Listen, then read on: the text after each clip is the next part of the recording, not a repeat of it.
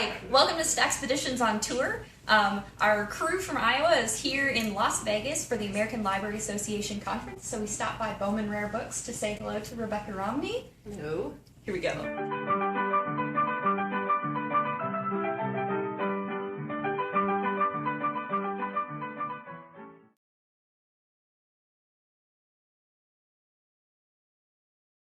So the Pride and Prejudice, you got the 3 volumes, the triple-decker format, which, frankly, when it comes down to it, the only reason that they were published in 3 volumes is so that booksellers could make more money.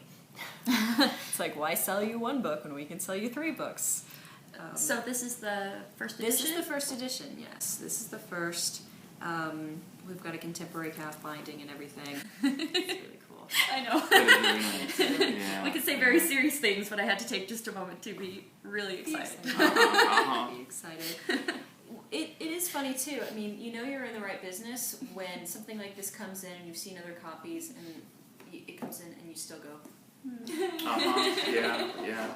It's exciting. to see this. Yeah. Yes. So yes, I mean you can see too the same thing with how the paper works and whether or not the half title is present here, for example, is a big part because when it gets bound, often the half titles aren't included. The same thing goes for things like ads, contemporary ads, and these type of economic traits are a big part of how the book will age. So we have foxing here based on how the material that was originally in the paper when they created it. Often, for instance, they're pumping chemicals into it to bleach the paper and those oxidize. But those are all things that at the time people didn't think about at all. And today they're a huge concern for collectors. For example, how much foxing, how the binding end up standing up over time. Christmas Carol by Charles Dickens, for example.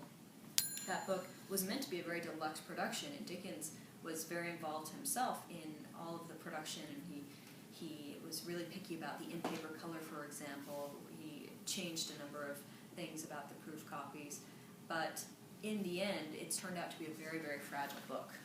Yes. So among collectors, there's a lot of demand and fight about that, having the pristine copies that are unrestored or things, and these are the type of problems that someone would not even think of when this was first created.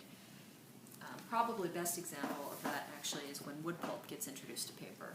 So at least around 1844 is when it starts being really industrialized and put into paper, and at that point people didn't realize how the acidic content would affect the pages over time. And it wasn't until, like the 1950s or something, it was a really famous article, librarian came out and said, "Do you see what acid is doing to our paper, guys?" Yeah.